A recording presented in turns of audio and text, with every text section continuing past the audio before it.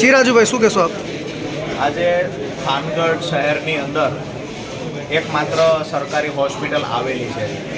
અમે અવારનવાર આક્ષેપો કર્યા છે કે સરકારી હોસ્પિટલમાં સમયસર અને તમામ વિભાગના તબીબો હાજર નથી હોતા, અહીંયા પૂરતા સંસાધનો નથી. આવી અવારનવાર અમે રજૂઆતો પણ કરી છે. આજે એક દુઃખદ ઘટના ઘટી ગઈ કે અહીંયા ધાંગધ્રા શ્રીરામ હોસ્પિટલમાંથી આવતા ડૉક્ટર નિર્મળ સોલંકી નામના ડૉક્ટર દ્વારા આજે અહીંયા બાળકના જે ઓપરેશન કરવાના હોય એ ઓપરેશન અનુસંધાને થાનગઢ સરકારી હોસ્પિટલમાં ડૉક્ટર આવેલા, સમય કરતાં 3 થી 4 કલાક મોડા આવેલા, આવું અમને અહીંયા જે મેડિકલ ઓફિસર હતા એને જાણ કરેલી. અમને જ્યારે ખબર પડી કે અહીંયા કોઈ એક 25 થી 27 વર્ષના મહિલાનું ડેથ ડૉક્ટરની બેદરકારીથી થયું છે, આવું જ્યારે અમને જાણવા મળ્યું તો અમે હોસ્પિટલની વિઝિટ લીધી.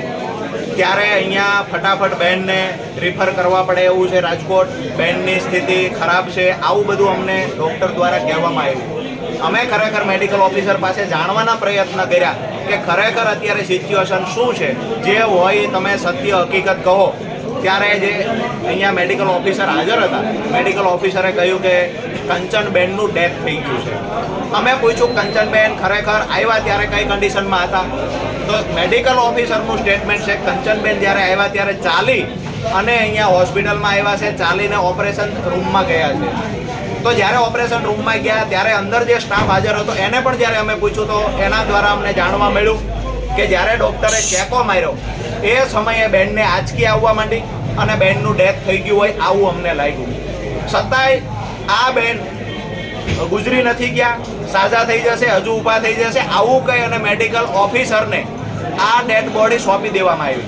ત્યાર પછી મેડિકલ ઓફિસરે 2-3 વખત રિક્વેસ્ટ કરી નિર્મળ સોલંકી ડૉક્ટરને કે આ બેનનું અવસાન થયું હોય એવું મને લાગે છે, પરંતુ પૈસા કમાવામાં વ્યસ્ત નિર્મળ સોલંકી દ્વારા ત્યાર પછી પણ નિર્બળ બની અને એક માણસાઈને લાંછન લાગે, ડૉક્ટરને લાંછન લાગે એવું કૃત્ય કર્યું કે બેનનું ડેથ થઈ ગયા પછી પણ એને 2 ઓપરેશનો કર્યા છે.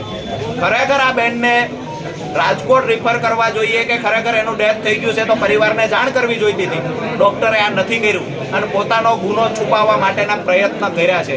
આજે અમે સરકાર પાસે, આરોગ્ય વિભાગ પાસે માંગણી કરીએ છીએ કે ફોરેન્સિક રિપોર્ટ જે પણ આવશે તે પણ ખરેખર પીડિત પરિવાર છે એને ન્યાય મળવો જોઈએ અને આવા જે ડૉક્ટરો છે પોતાની બેદરકારીથી કોઈ પણ બહેનનું જીવ લઈ શકે છે, આવા ડૉક્ટરો ઉપર કડકમાં કડક કાર્યવાહી થવી જોઈએ અને પરિવારને ન્યાય મળવો જોઈએ. આભાર.